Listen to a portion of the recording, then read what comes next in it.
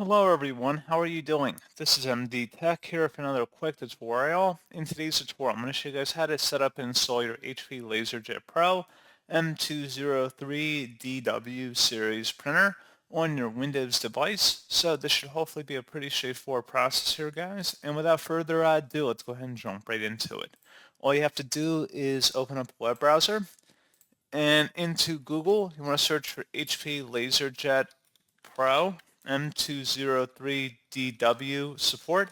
Go ahead and search for that. Best results should come back with HP LaserJet Pro M203dw printer. Go ahead and open up that link. Go underneath the support category that says software and drivers, and then select the HP Easy Start Printer Setup software. Download that. Go ahead and open up that file. If you receive a user account control prompt, should be a verified publisher, HP Inc. Select yes, and then proceed with the on-screen wizard of getting it configured for your device, and that's all you have to do. So pretty straightforward process on that, guys, and as always, thank you for watching. I do hope that I was able to help you out, and I do look forward to catching you all in the next tutorial. Goodbye.